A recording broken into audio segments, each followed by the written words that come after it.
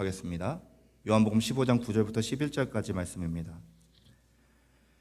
아버지께서 나를 사랑하신 것 같이 나도 너희를 사랑하였으니 나의 사랑 안에 거하라. 내가 아버지의 명령을 지켜 그의 사랑 안에 거하는 것 같이 너희도 내 계명을 지키면 내 사랑 안에 거하리라. 내가 이것을 너희에게 이름은 내 기쁨이 너희 안에 있어 너희의 기쁨을 충만하게 하려 함이라. 아멘. 여러분, 우리들은 모든 것이 풍요롭고 편리한 시대에 살아가고 있습니다. 하지만 진정한 기쁨의 빈곤을 경험하는 시대에 또한 살고 있기도 합니다. 모든 것이 저희들 어렸을 때보다는, 저희들이라 그러겠죠. 그렇죠. 여러분들도 어렸을 때보다는 많이 풍성합니다. 풍족합니다. 그런데요, 그런 세상에 살아가면서 사람들 얼굴을 바라보면은 웃음보다는 오히려 피곤함과 이렇게 무기력함, 이런 것이 더 많아 보입니다. 그런 우리에게 세상은요, 이렇게 얘기합니다. 기쁘려면은 더 많은 것을 갖고 더 많이 누리고 더 높은 자리에 올라가서 더 많이 인정을 받아야 한다라고 우리에게 말하는데요. 그런 외적인 조건들이 채워진다라고 해도 우리의 마음이 비어 있다면, 여러분들의 마음이 비어 있다면, 공허하다면 거기에는 참된 기쁨이 없다라는 것을 우리 모두가 경험을 하셨을 것입니다. 하고 계신 분들도 있으실 수 있고요. 성경은 우리에게요, 전혀 다른 길을 제시합니다.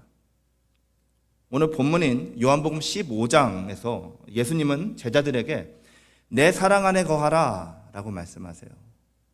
내 사랑 안에 거하라. 그리고 이어서 약속을 주시는데요, 11절 말씀입니다. 내 기쁨이 너희 안에 있어 너희 기쁨을 충만하게 하려 함이라. 이렇게 약속하십니다. 여러분, 기쁨은요, 즐거운 감정만이 아니라 말씀 안에 거하고 주님의 사랑 안에 머무르며 그 사랑에 순종할 때 자연스럽게 찾아오는 영적인 열매입니다. 기쁨을 붙잡으려고 애쓴다고 해서 우리에게 오는 것이 아니라 주님 안에 우리가 머무를 때 따라오는 선물이라는 거예요. 제가 기쁨에 대해서 생각할 때마다 저에게 떠오르는 분이 한 분 계십니다. 제가 고등학교 졸업반 때 혹시 베리언스라고 옛날에 미국 기독교 서점이 있었던 거 혹시 아시는 분들은 아실 테지만 거기 서점에 갔다가 작가 한 분을 만났습니다. C.S. 루이스라는 분이십니다.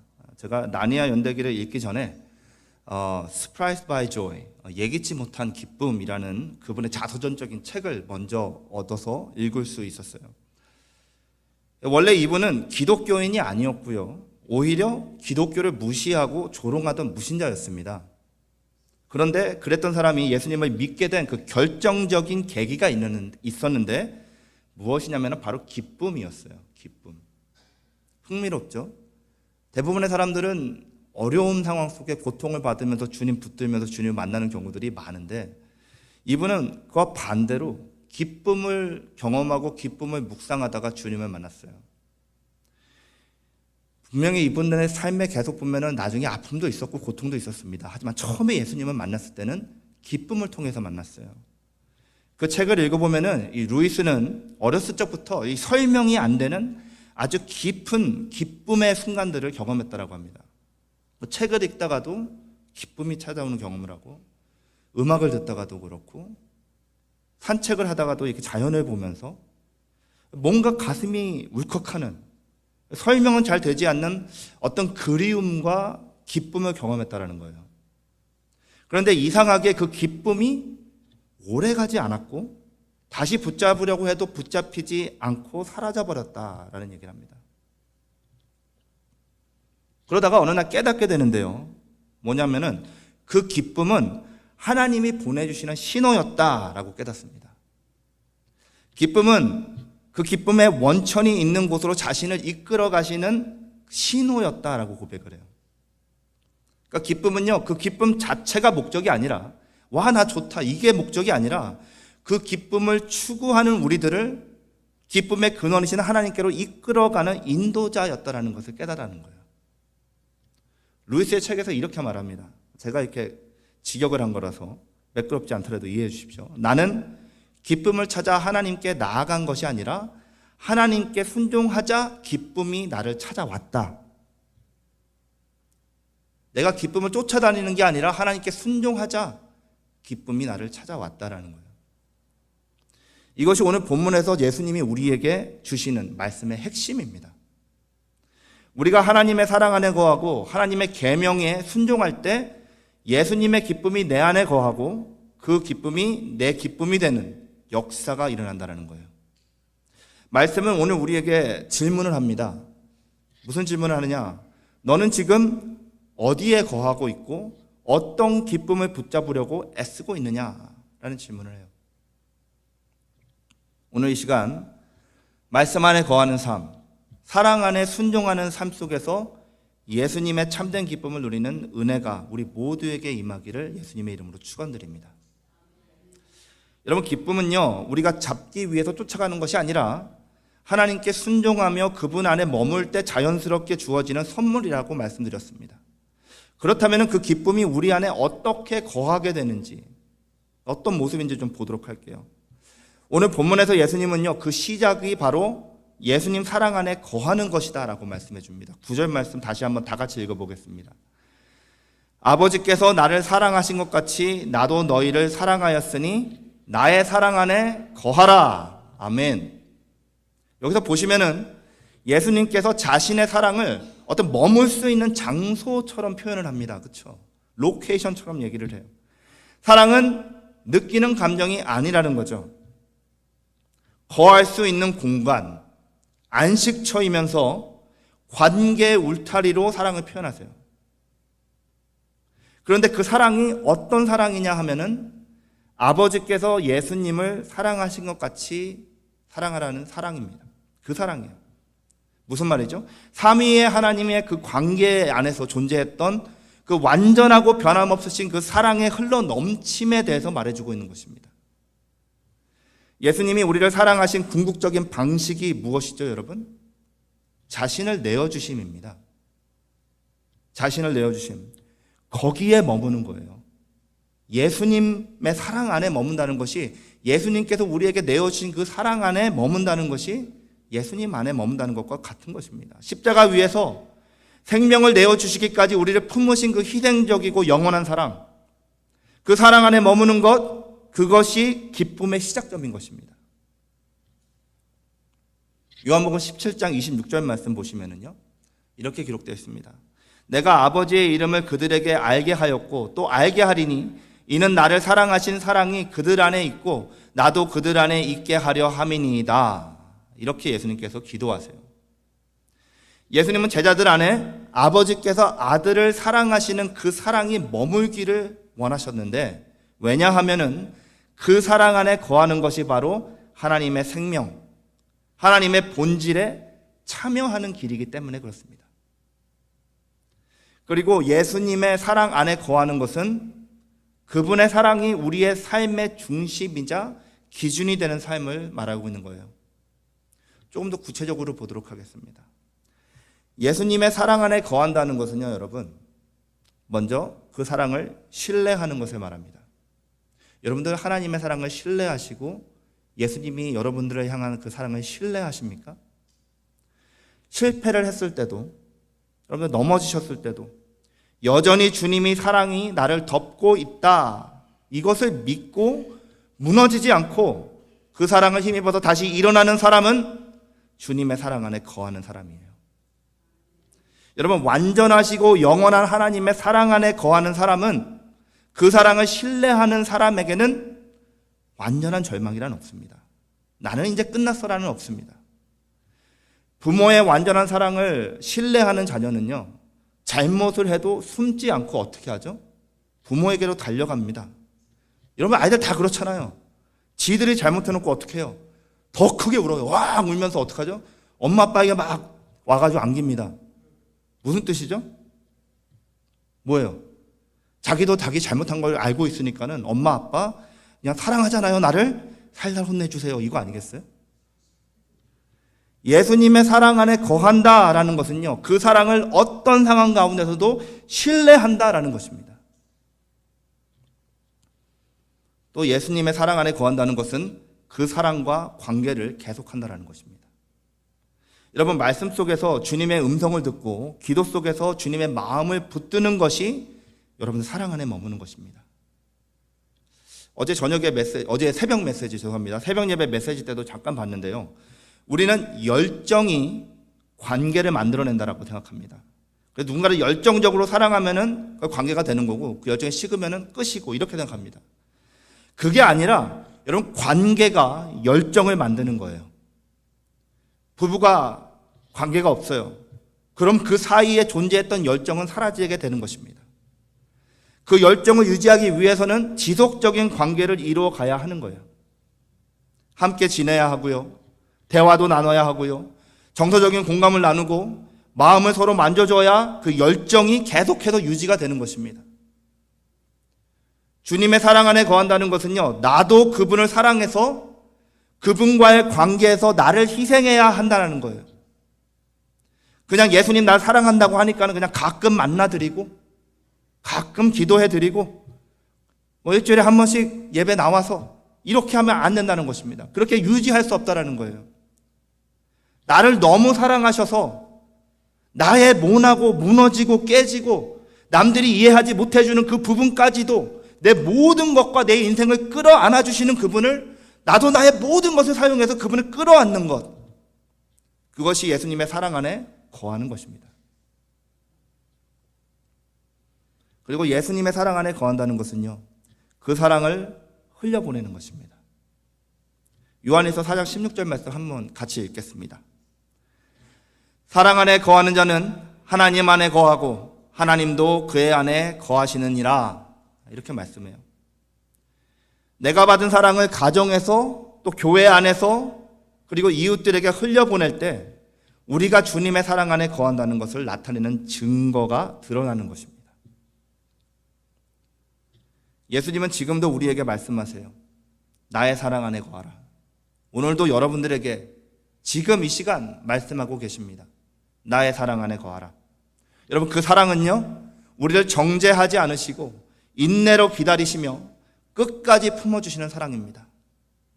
우리 모두가 한순간도 빠짐없이 그 사랑 안에 영원히 머무를 수 있기를 바랍니다. 그리고 그 자리에 참된 기쁨이 시작된다는 것을 경험할 수 있는 여러분들 되시기 바랍니다.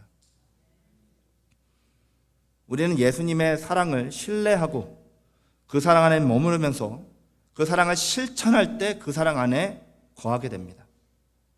거하는 거예요. 여기서 중요한 질문이 생기죠. 뭐냐? 사랑 안에 머무는 것이 어떤 것인지는 이제 알아요. 신뢰하고 사랑 안에 계속 관계를 갖고 그 사랑을 실천할 때. 맞습니다.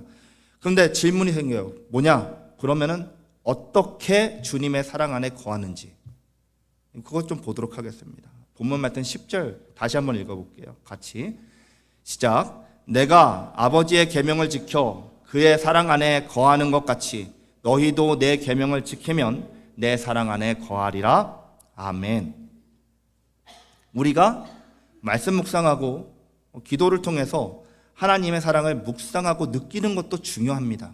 중요하지만 예수님은 우리에게 한 걸음 더 나아가라 그랬어요. 더 나아가라고 하시면서 뭐라 하시냐면은 주님의 사랑 안에 거하는 삶은 그분의 계명을 지키는 삶이다. 나의 계명을 지키는 삶이다 라고 가르쳐 주십니다. 여러분, 예수님은 말씀하신 대로 사셨던 분이세요.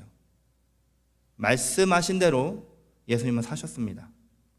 주님께서 아버지의 사랑 안에 거하시는 이유는 바로 예수님께서도 아버지의 뜻을 따라서 끝까지 순종하면서 삶을 사셨기 때문이에요. 물론 그 순종의 길이 여러분 절대로 쉽지는 않습니다. 어떨 때는 사람들에게 외면도 당하기도 하고요. 조롱을 당할 때도 있고요. 여러분, 결국 십자가의 길이에요. 그렇지만은 예수님은 한 번도 아버지의 사랑을 떠나지 않으셨는데 어떻게 그러셨느냐 하면은 하나님의 말씀, 본문의 단어를 사용하면은 그분의 계명을 지키셨기 때문입니다. 그리고 본문에서 우리에게 동일하게 말씀해 주세요. 너희가 내 계명을 지키면 내 사랑 안에 거하게 될 것이다. 아멘. 여러분, 주님의 계명을 지키면 그분을 신뢰하게 되고요, 그분을 사랑하게 되고요, 그분의 사랑을 흘려보내게 되는 것입니다. 그분의 계명을 지키면. 여러분, 사랑은요 절대로 말로 끝나지 않습니다. 누구를 사랑한다는 것은 절대로 말로 끝나지 않습니다. 여러분, 진정한 사랑은요 반드시 행동으로 드러납니다. 나는 주님을 사랑합니다 라고 아무리 말을 해도 그분의 말씀을 무시하고 내 마음대로, 내 편한 대로, 내가 원하는 대로 살아간다면 그 사랑은요 어디에도 뿌리 내리지 못하는 사랑입니다. 마태복음 22장 37절부터 40절까지 말씀, 우리가 다 아는 말씀이죠. 예수님께서 구약의 모든 계명을 하나로 줄여서 말씀하세요. 예수님께서 이르시되 내 마음을 다하고 목숨을 다하고 뜻을 다하여 주 너희 하나님을 사랑하라 하셨으니 이것이 크고 첫째 되는 계명이요 둘째도 그와 같으니 내 이웃을 내 자신같이 사랑하라 하셨으니 이 두 계명이 온 율법과 선지자의 강령이니라. 아멘. 여러분, 무슨 말씀이죠? 친절함 정도의 우리가 생각하는 어떤 개념과 성경이 말하는 사랑은 완전히 다르다는 것입니다. 예수님께서 우리를 사랑하신 그 방식대로 희생하고 용서하고 품어주고 낮아지는 사랑을 예수님께서는 명령하세요. 그 계명을 따르는 것이 바로 주님 안에 거하는 방법, 주님 안에 거하는 삶인 것입니다. 요한일서 2장 5절부터 6절까지 말씀을 한번 같이 읽겠습니다. 누구든지 그의 말씀을 지키는 자는 하나님의 사랑이 참으로 그 속에 온전하게 되었나니 이로써 우리가 그의 안에 있는 줄을 아노라. 그의 안에 산다고 하는 자는 그가 행하시는 대로 자기도 행할지니라. 아멘. 여러분, 예수님 안에 거한다고 하는 말은요 주님이 하신 대로 살아간다라는 것입니다. 그것이 사랑의 진짜 열매이고 신앙의 진정성이라고 우리에게 예수님께서는 말씀해 주고 계신 거예요. 많은 성도들은요 은혜 하면은 눈물을 흘리고 정말 감동을 받습니다. 저도 은혜라는 단어가 성경에서 제일 좋아요. 근데 순종이라고 하면은 그냥 해야 하니까는 억지로 하는 것, 무겁고 피곤한 의무, 이렇게 생각을 합니다. 그런데요 여러분, 성경은 우리에게 정확하고 분명하게 말해줍니다. 요한일서 5장 3절을 읽어드릴게요. 하나님을 사랑하는 것은 이것이니 우리가 그의 계명을 지키는 것이라. 그의 계명들은 무거운 것이 아니로다. 아멘. 여러분, 왜 계명이 무겁지 않다라고 할까요? 나만 무거운가요? 여러분들 어떠세요? 왜 계명이 무겁지 않다라고 말씀하셨을까요? 여러분들 그거 아세요? 사랑을 하면은요 순종이 힘들지 않습니다. 순종을 못하는 게 마음이 아프죠. 혹시 우리 사랑하는 성도님들 중에서 아직도 모르시는 분들이 계실까 봐 말씀을 드리는데, 제가 아내를 무척 사랑하거든요. 네, 아세요? 할렐루야. 무척 사랑합니다. 지금도 그렇지만 연애했을 때는 좀 과하다 할 정도로 사랑했습니다. 그랬습니다. 요즘 적당하게 하는 것 같아요. 요즘. 예. 그때는 제가 참 아내 말을 순종을 잘했습니다. 아내와 통화를 하다가 오밤중에 나 기타 치면서 노래 좀 불러달라고 이 아내가 요청을 하면은 남들 다 자는 11시, 12시에 에릭 클랩튼의 원더풀 투나잇, 김광석의 먼지가 되어, 이런 것들을 불러주곤 했습니다. 옛날이에요, 옛날.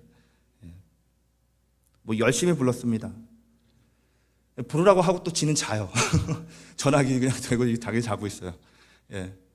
그러면 또 안 부르고 있으면 또 깨서 왜 안 부르냐고 화를 냅니다. 그러면 또 노래 부르고, 그럼 또 자고, 그럼 혼자 부르고 혼자 말하고 하다가 이렇게 날밤 샌 적도 있고요. 저분이 그랬던 분입니다. 지금 많이 사람 됐죠. 저 만나가지고. 여러분, 사랑하면 순종이 어렵지 않아요. 자발적으로 따르고 싶어집니다. 순종하지 못하면 어쩔 수 없지라고 생각하지 않아요. 하다가 멈추고 뭐 이 정도면은 많이 한 거 아니겠어?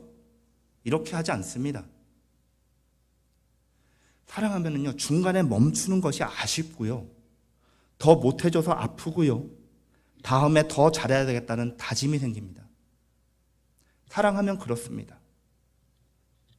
무슨 말 하는지, 목사님 무슨 말 하는지 난 잘 모르겠다 이렇게 하시는 분들은 누군가를 그렇게 사랑해 보신 적이 없으신 분들로 저는 알겠습니다. 여러분, 순종은요, 사랑이 자라가는 길입니다. 기쁨이 흘러넘치는 통로입니다. 예수님의 사랑 안에 거하시기를 원하신다면 말씀을 지키는 삶으로 나아가시기 바랍니다. 매일을 주님의 뜻에 맞게 살아가는 작은 결단들 가운데 사랑 안에 거하는 기쁨이 피어나기 시작할 것입니다. 하나님의 음성에 예, 아멘 하고 응답하시기 바랍니다. 내 뜻보다 말씀을 우선하는 선택을 하시기 바랍니다. 주님의 계명을 부담으로 여기기보다는 사랑의 기회로 받아들일 수 있기를 바랍니다. 그렇게 할 때 주님이 나를 사랑하시고 주님 안에 그 주님의 사랑 안에 머무는 것이 이런 것이구나, 이런 것을 깨닫게 되는, 주님 사랑 안에 거하는 것이 복되구나, 이렇게 깨닫게 되시는 여러분들 되시기를 예수님의 이름으로 축원드립니다. 그렇게 살아갈 때 그 결과로 우리 안에 충만하게 채워지는 기쁨을 경험하게 될 것입니다. 본문 말씀 11절이요. 내가 이것을 너희에게 이름은 내 기쁨이 너희 안에 있어 너희 기쁨을 충만하게 하려 함이라. 아멘. 이렇게 말씀하세요. 주님께서 지금까지는 무엇을 어떻게 해야 한다라는 말씀을 우리에게 주셨어요. 내 안에 거하라. 내 사랑 안에 거하는 삶은 내 계명을 지키는 삶이다 라고 말씀하셨습니다. 이제 그 결과가 무엇인지를 말씀해 주시는 거예요. 그 사랑과 순종의 결과가 무엇이냐 하면은 기쁨의 충만이라는 것입니다. 그런데 본문에서 자세히 봐야 하는 것이 있는데 뭐냐면은 예수님은 그냥 예수님과 상관없는 어떤 기쁨의 감정이 생길 것이다 라고 말하시지 않으셨어요. 내 기쁨이 너희 안에 있을 것이다 라고 말씀하셨습니다. 그리고 그 기쁨이 충만하게 될 것이다 라고 약속하셨어요. 세상에 주는 어떤 순간적인 만족이나 없어져 버릴 행복이나 잠깐 있을 쾌락과 즐거움이 아니라 예수님의 기쁨이 우리 주님께서 아버지와 함께 교제하면서 나누시는 가운데 그 경험되셨던 그 기쁨이 거룩하고 깊고 흔들리지 않는 영원한 기쁨이 우리 안에 그대로 흘러 들어올 것이다 라고 말씀해 주시는 것입니다. 여러분, 예수님께서는 세상에서 환영받지 못하셨습니다. 가난하셨고요, 오해받으셨고요, 고통받으셔서 죽으셨습니다. 그런데도 예수님은요, 기쁨을 잊어버리지 않으셨어요. 히브리서 12장 2절 말씀 다 같이 읽어보겠습니다. 믿음의 주요 또 온전하게 하시는 이인 예수를 바라보자. 그는 그 앞에 있는 기쁨을 위하여 십자가를 참으사 부끄러움을 개의치 아니하시더니 하나님 보좌 우편에 앉으셨느니라. 아멘. 여러분, 예수님은 십자가까지도 기쁨으로 받아들이셨다라고 해요. 그냥 고통 없는 평안을 말하는 것이 아니라 사랑의 완성을 향한 순종에서 나오는 깊고 흔들리지 않는 내면의 충만함. 그리고 지금 예수님은요, 그 기쁨을 우리에게도 주시겠다라고 약속하시는 거예요. 내 기쁨이 너희의 기쁨이 되게 하겠다. 너희가 그 기쁨으로 가득 채워질 것이다. 약속하시는 것입니다. 우리는 종종 이렇게 생각합니다, 여러분. 기쁨이 생기면 순종을 기쁘게 하겠다. 내가 좀 여유가 있으면, 기분이 좋으면 그때 하나님 뜻대로 살아보겠다. 그런데요, 성경은 거꾸로 우리에게 말해줍니다. 주 안에서 머무는 가운데 누리는 그 기쁨은 순종의 결과인 거예요. 내가 순종할 때 기쁜 것입니다. 사랑 안에 거하고 말씀에 순종하는 삶을 살아갈 때 우리 안에 진짜 기쁨이 채워진다라고 성경은 우리에게 가르쳐주고 계십니다. 왜 그렇죠? 왜 그렇습니까? 그때에야 비로소 이 하나님과의 관계가 회복되고 우리 인생이 하나님 안에 바로 서기 때문입니다. 그분의 목적 안에 있을 때 우리들의 영혼은 비로소 안식과 평안과 기쁨을 누리게 되는 거예요. 우리가 2주 전에 봤던 본문 시편 16편 11절 말씀 제가 다시 읽어드리겠습니다. 주께서 생명의 길을 내게 보이시리니 주의 앞에는 충만한 기쁨이 있고 주의 오른쪽에는 영원한 즐거움이 있나이다. 아멘. 기쁨은 주님 앞에 하나님의 임재 안에 있다는 것을 기억하시는 여러분들 되시기 바랍니다. 하나님과 가까울수록 우리는 세상이 줄 수 없는, 그래서 줄 수 없기 때문에 빼앗을 수도 없는 기쁨을 경험하게 될 것입니다. 혹시 지금 의미 없는 반복적인 삶에 마음이 지치시고 형식적인 신앙생활에 메마르고 죄에 갇혀서 자유가 없이 기쁨을 잃어버린 분들이 계시다면 오늘 주님이 우리에게 하시는 말씀을 정확하게 들으실 수 있으시길 바라요. 주님이 말씀하십니다. 여러분, 내 사랑 안에 거하라. 내 계명을 지키라. 그러면 내 기쁨이 내 안에 거할 것이다. 그리고 내 기쁨은 충만하게 될 것이다. 아멘. 주님 안에 머물 때, 말씀 안에 순종할 때 우리에게 주어지는 기쁨을 충만하게 누리시는 사랑하는 성도님들 되시기를 바랍니다. 오늘 말씀을 떠올리면서요, 우리의 신앙을 좀 다시 한번 돌아볼 수 있기를 바라요. 기쁨은 내가 만들어내는 것이 아니라 하나님 안에 거할 때 주어지는 선물입니다. 그리고 그 출발점은 언제나 주님과의 관계, 그리고 주님의 말씀에 대한 순종인 것을 여러분들 기억하시기 바랍니다. 헬렌 켈러는요, 우리가 모두 잘 아실 것입니다. 그녀는 시청각 장애인이었어요. 한계를 가지고 살았지만 그녀의 삶을 바꿔놓은 사람이 한 분 계시죠. 우리가 다 알죠. 모두 아시는 그녀의 가정교사로 들어왔던 안네 설리반 선생님입니다. 설리반 선생님도요, 처음에는 헬렌에게 아무것도 가르쳐줄 수가 없었어요. 동물처럼 반응하면서 삶에 대한 분노에 가득 차서 모든 것을 거부하던 헬렌에게 무엇을 가르치기란 보통 어려운 일이 아니었습니다. 인내와 사랑이 정말로 필요했었어요. 그런데도 설리반 선생님은요, 인내와 노력과 사랑으로 헬렌이 점차 나아지는 것을 경험합니다. 개념들을 이해하기 시작하고요, 그 개념과 단어를 연결시켜주면서 조금씩 변해가는 그 결정적인 순간들을 경험하게 됩니다. 그러면서 헬렌의 삶이 바뀌기 시작하는데요, 자신이 이해할 수 없었던 세계가 관계와 소통과 배움으로 열리는 그 기쁨을 누리게 됩니다. 여러분, 하나님의 사랑도 마찬가지예요. 우리가 처음에는 잘 몰라도 하나님은 우리 삶의 모든 것들을 사용하셔서 반복해서 주님의 사랑과 말씀을 우리 가운데 새기시고 계십니다. 그리고 우리가 그 뜻을 깨닫고 순종하기 시작할 때 하나님의 기쁨이 우리 안에 들어오기 시작합니다. 그리고 그 기쁨은 세상이 주는 어떤 감정과 비교할 수 없는 영원하고 변하지 않는 기쁨이에요. 혹시 지금 삶 속에서 기쁨을 잃어버리셨다면, 말씀에 순종하는 것보다 자꾸 거꾸로 가고 계시다면, 오늘 주님의 초대에 올바로 응답하시기 바랍니다. 주님이 부르세요. 나의 사랑 안에 거하라. 내 말에 순종하라. 그러면 너희 안에 기쁨이 충만할 것이다. 내 기쁨이. 여러분, 기쁨을 잡으려고 뛰어다니는 것이 아니라 주님의 사랑 안에 머물면서 안식할 수 있는, 주님의 기쁨을 충만하게 누리는 우리 사랑하는 귀한 시애틀 십자가교회 성도님들 될 수 있기를 예수님의 이름으로 축원드립니다. 기도하시겠습니다. 주님, 오늘도 말씀을 통해 진정한 기쁨은 주님 안에 머무는 삶이고 주님 말씀 안에 순종하는 삶에서 시작된다는 것을 가르쳐 주시니 진심으로 감사드립니다.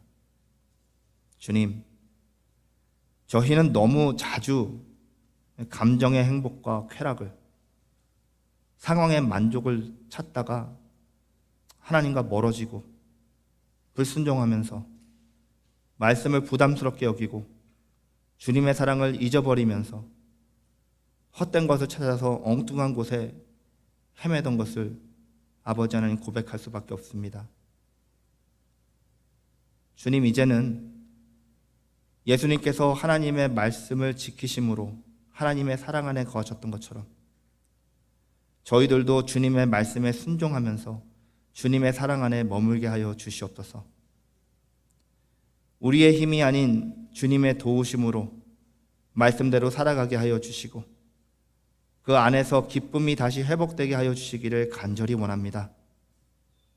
주님의 기쁨이 우리 안에 충만하게 있게 하시고 그 기쁨이 우리의 가정과 교회와 이웃에게 흘러가게 하여 주시옵소서. 감사드리며 예수님의 이름으로 기도드렸습니다. 아멘. 함께 일어나셔서 찬양하신 후에 축도로 예배 마치도록 하겠습니다.